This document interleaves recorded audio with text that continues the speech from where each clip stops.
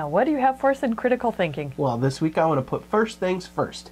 I had a client call me last week, a little confused about what they wanted to do, and so we worked through it together, and so I thought it'd be a good case study for this little segment. And so it's quite often that someone will come to me and say, you know, I have all these different things I'm thinking about doing. I don't know exactly which one's first. You know, should I put money in a 401k? Should I increase my education? Should I build my business more? There's lots of different things that they could be working on, and they don't quite, they see it as a big, convoluted, complicated mess, and that leaves them in what many people call decision paralysis. So they can't quite make a decision because they don't know what the best option is. Well, a lot of people feel overwhelmed with their financial lives. Yeah, it's complicated out there, and you know, we haven't given a lot of people education. That's what we're trying to do on how to get through this. You know, the natural reaction is you don't want to give up all your options because you want to have everything. You don't know which one's going to be better. You don't know which one's going to pay off. You don't really have a good way to organize your thoughts and so on, and that can be very disheartening to people. So how do you know what's first?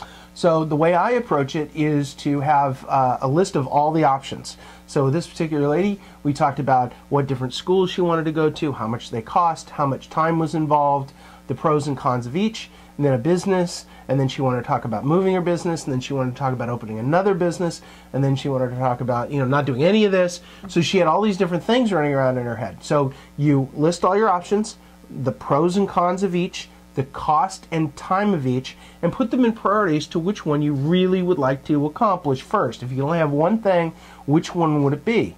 And so that's putting first things first in some sort of organized manner, and that way, you know, you can make a choice.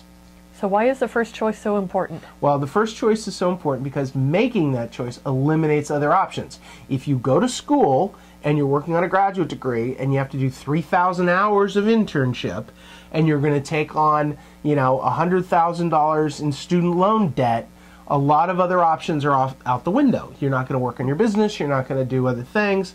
You know, you can forget moving your business. You can forget putting money in a 401k. You're going to spend every dime you have on this practice. Now, this particular client was, I wouldn't say middle-aged, but I mean, she was in her late 30s. So this is a big risk for her because, you know, this is 4 or 5 year program. The direction of the rest of your life. That's right. You have to make this pay off if you're going to go $100,000 in debt. And she didn't have a lot of assets to start with.